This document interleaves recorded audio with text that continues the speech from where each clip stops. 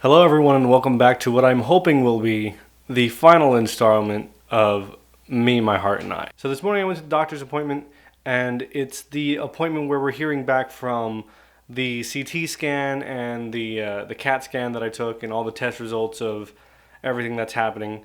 And between the tests and now, there have been 2 meetings of those 20 doctors who've been discussing my condition. And so we went to the appointment. We talked to Dr. Triana, and the first thing the nurse told it. Sorry.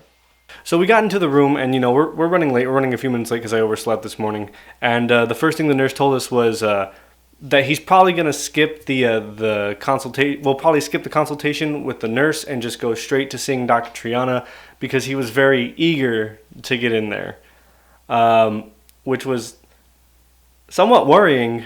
That my doctor was just like eager to see me. Like I felt like it was good news, but I didn't know for sure. So for him to say that like he was eager to come in and talk to me was a little bit worrying, but also, I was hopeful. So long story short, Triana came in. He said it very, very bluntly. They met this morning. They discussed my condition. And they've all agreed that, and I'm not sure if he used the right word or if I'm using the right word, but they all agreed that my condition is benign. Basically, I'm in great health. My heart is doing fine now. And the thing that really got us was that he said that there wasn't going to be any need for surgery. So I'm going to do just fine on my medication. And as a matter of fact, they're taking me off one of my medications, which is a blood thinner. So I'll no longer need a blood thinner. I won't need surgery, which is the most comforting to me. And like the biggest news of all, more than anything, was that they've factored out that the likelihood of me having a third heart attack, because if you recall, I had the main heart attack and I had a second heart attack while in the hospital. The chances of me having a third heart attack, 1 in 1,000.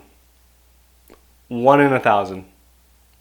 Which is crazy because it was a 1 in 1,000 chance that I was going to have one in the first place. So, or 1 in 1,000 chance that I was going to have this heart condition in the first place. So that's kind of comforting. I mean, I've been 1 in 1,000 this entire time. 1 in 1,000 that I would have a heart condition, and I did. 1 in 1,000 I'd have a heart attack, and I did. But 1 in 1,000 that I'd have a third heart attack, I don't think so. So that's the good news. I'm fine.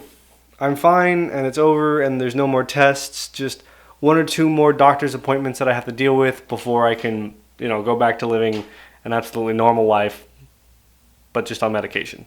So now my only concern is what I'm going to do about work.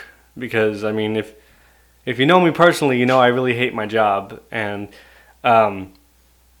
it's took me a little bit to actually say this, because for a long time I wanted to doubt it, but yeah, I'm pretty sure it's because of my job that I had my heart attack, and because of the stress that I was putting on myself and they were putting on me that I had my heart attack. So the question is, they told me I don't have any restrictions. So do I go back to work and just work normally and, do the same hours I was doing before and everything like before and just, hope it doesn't happen again? Or, I mean, the ideal situation, of course, would be I find a better job. I find somewhere I want to work and that I'm happy working, or even more ideal, for some weird 1 in a million chance, my YouTube channel takes off and I don't have to go back to work and I can create incredible, amazing content all day, every day.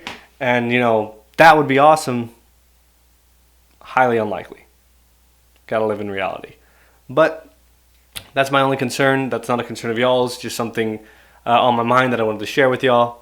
That's still a factor, and now that's my only factor. That's the only thing I have to worry about because I'm fine. I'm doing absolutely fine. So, whew. Anyways, big thanks to everybody who has been supporting me during this time. I haven't said this on video, and I've gotten a little backlash for it, but it's fine. Big thanks to Lorena, because I mean, really think about it for a second. Think about it more than I have. That if that night when I woke up, if Lorena hadn't woken up too and said, I'm taking you to the hospital, if she hadn't kind of forced because I didn't want to go. I was going to sleep on it. If Lorena hadn't woken up and taken me to the hospital, I don't like saying it, but there's a good chance I'd be dead. There's a very good chance I'd be dead. because of my stubbornness. So, thank you, Lorena. Thank you. And I love you.